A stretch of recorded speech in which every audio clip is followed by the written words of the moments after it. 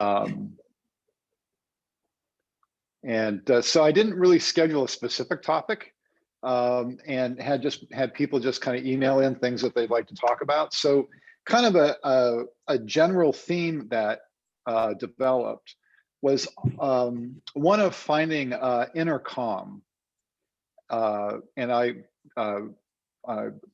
borrowed that from Allie Carter, Augusta. So everything that came in kind of fell into that category of things to talk about. I think that's a pretty good thing to talk about too, about inner calm right now, as we're kind of getting to the end of the COVID piece. And when you think about it, we just spent 15 months having people tell us, don't be in contact with other people, including your family.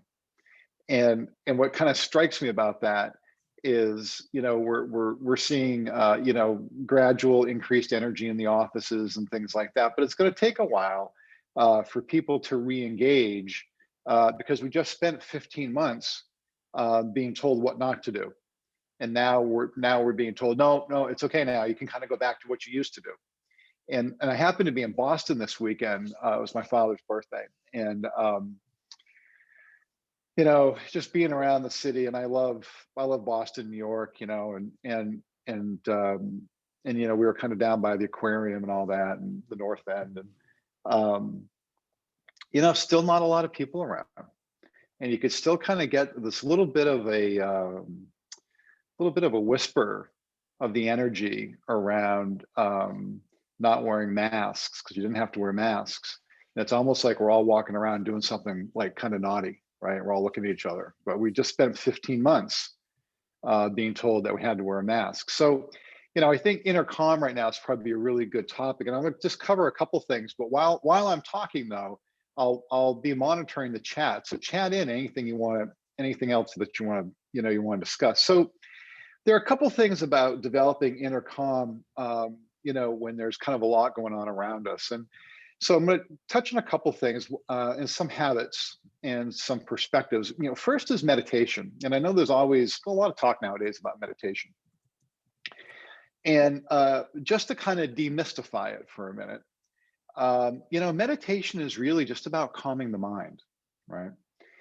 Because we have our subconscious, which drives about 90% of our behaviors, and then, our conscious mind, which drives about 10%. But the conscious mind is like a barking dog, right? It's like watching TV and having all TV commercials, right? It's the chatter. It's constantly barking at you. You can't do this. You shouldn't do that. What's this person going to think? Blah, blah, blah, blah, blah. And meditation gives you time to put the barking dog in the garage and close the garage door. You don't have to listen to it.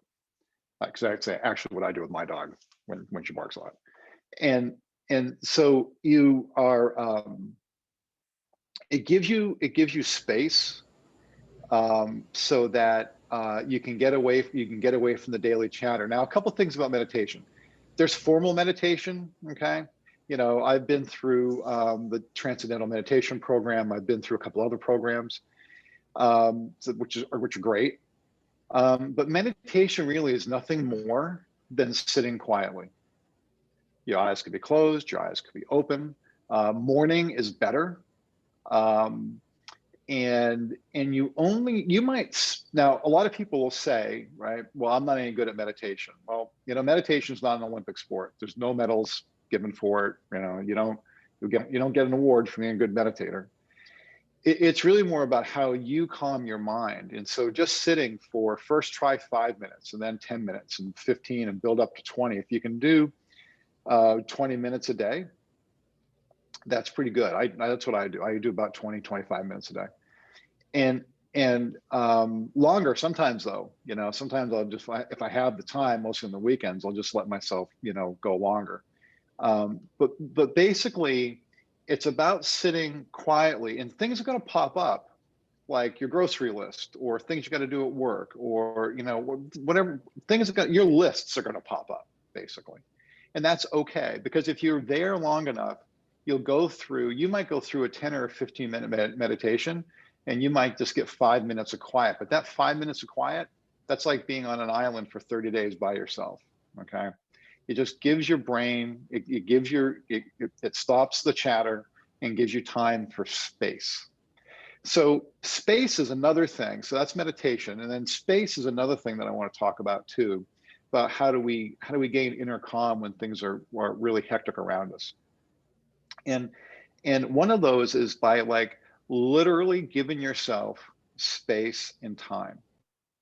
So for instance, there's kind of nothing worse, in my opinion, than getting up in the morning and being on a flat run from the time you get up in the morning until the end of the day.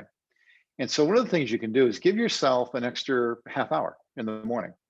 Just get up a half hour early, 45 minutes early, get a cup of tea or coffee, just sit quietly. Okay. You can do your meditation. Um, but you're giving yourself a little bit of room. Okay. To basically be prepared for the day, and not letting like being late or being pressed for time, whatever the case may be, right? Kind of rule the day, and that rules your energy, right? So that constantly keeps you revved up.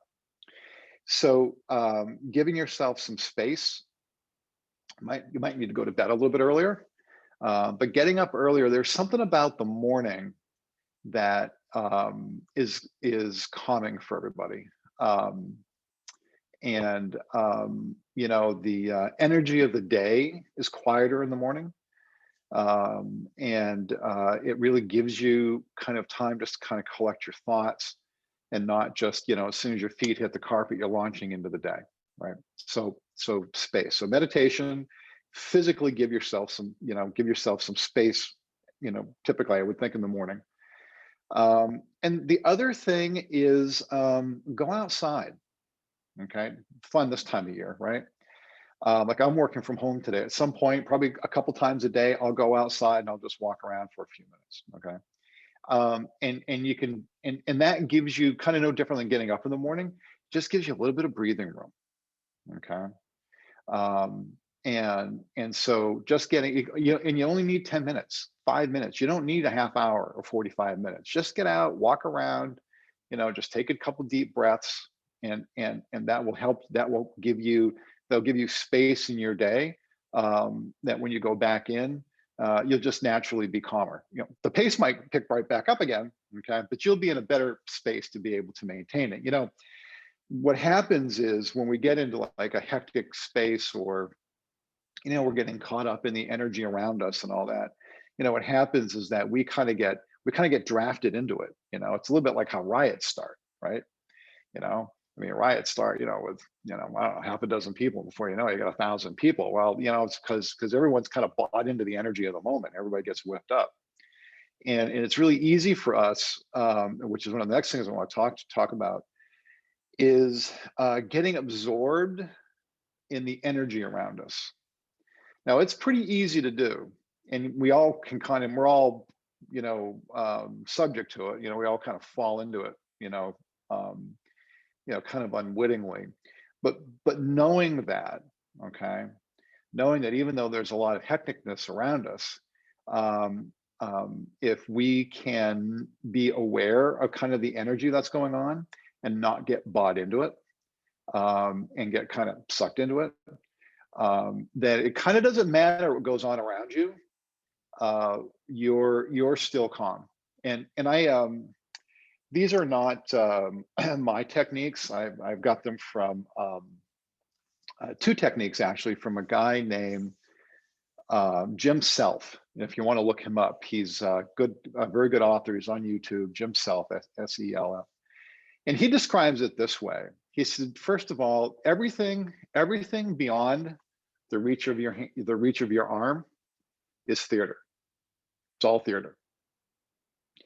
And you're only really controlling, from your arm back. I'm sorry, my camera here looks a little weird. But you really, what you're responsible is this space around you. And I think that's a pretty good technique, because what that does is it kind of gives you a little bit of insulation, okay, from the energy that's going on around you, so that you don't absorb it, right? So, and I like the way he describes it. He describes it that everything from here back, from your extended arm back, it's just theater, and you're just watching, okay. The other is, and again, this is from Jim Self as well, is look at yourself kind of sitting in the middle of a rose, the way he describes it. And again, right, you've got the distance around you, right, the rose itself, and you're just sitting in the middle of it, and you can just kind of picture, there's a calm, beautiful rose that you're in the middle of it. It doesn't really what matters what happens between the petals back to you because that's your space. Everything on the other side of it, well, you know what? That's outside of the rose. And I think those two are pretty good. I tend to use the extended arm piece more. I look at that and I'm like, okay, what's within my field, right, is what I can control and all that. And outside of that, I'm not going to buy into it. So I think not being aware, right? A lot of it has to do with being aware of getting absorbed in other people's energy. And the other thing is kind of the last one I've gotten, and I'll just check the chats here. Is that it's kind of about asking yourself sometimes, like when we're in the kind of the thick of things, right? Well, like what's the worst that's going to happen? Now there are clearly life-threatening or injury-related things that can happen to all of us. So of course those exist, right? But those are rare.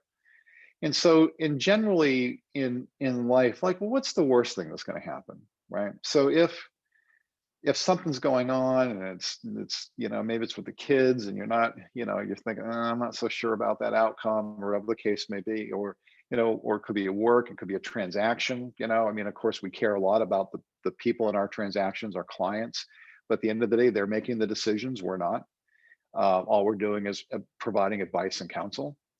And so most of what we deal with really isn't life or death. And if we kind of put it in the perspective of, well, how much energy am I going to give something, right? Because the more energy I give to it, the more I validate it. And so if we make something, if you make kind of a mountain out of a molehill, then we're kind of burning a lot of energy on something that probably doesn't really deserve it.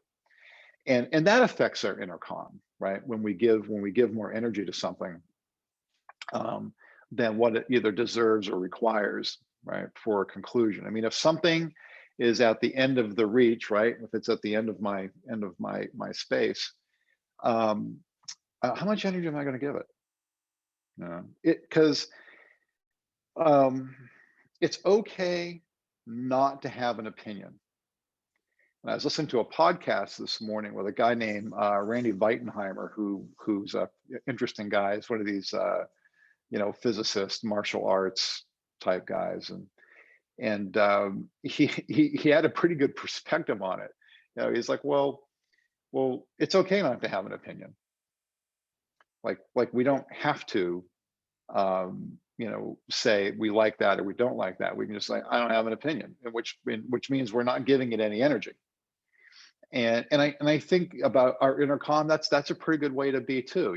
We're all kind of polarized. We're in this kind of polarized environment where we're either a Republican or a Democrat, or this is right or this is wrong, or whatever the case may be. Well, maybe we just don't have an opinion about something, and that's certainly okay, because that preserves your energy, right, for the things that you do care about or you do have an opinion on.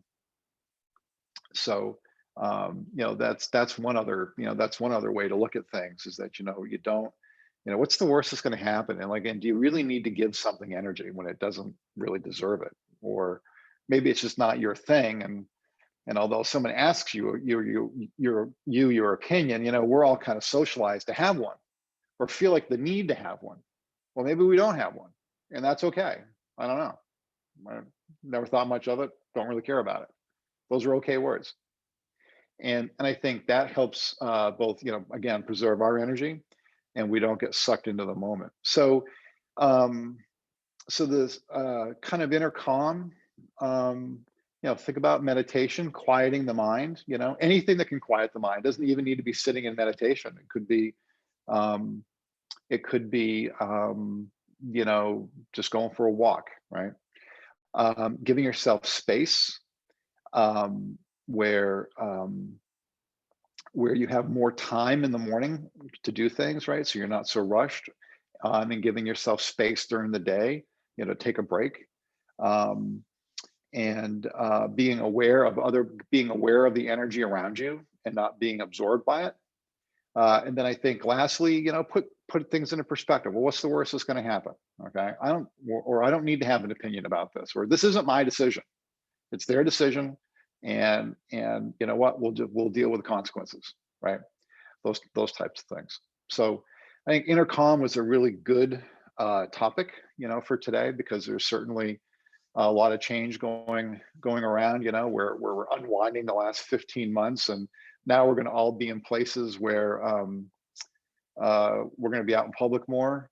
And Braun was talking about the wedding she went to. I'm guessing that there weren't any masks on, and we're all kind of getting used to that. So we're kind of unwinding the period of time that we went through and moving into a different phase of it. And certainly on our end, right, we're dealing with a lot of people here coming from out of state, and the housing market the way it is, and inventory being so tight, and people making multiple offers and not getting them, and then the disappointment there. And then so for us to be able to deal with that, we have to have that intercom. So that's why I thought that was a great topic. And thank you, Ali, for characterizing it that way. So questions, comments? We don't have a lot of chats that I can see. Let's stop sharing here.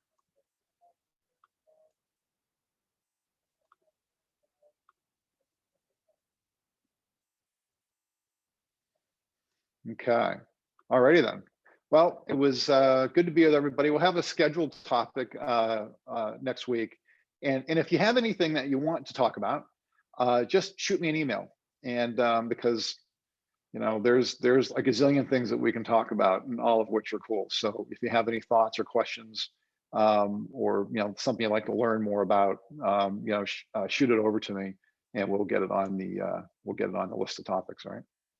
Good to be with everybody. Take care. Have a great weekend. Week. I'm sorry. God, I'm thinking about weekend already. So have a great week.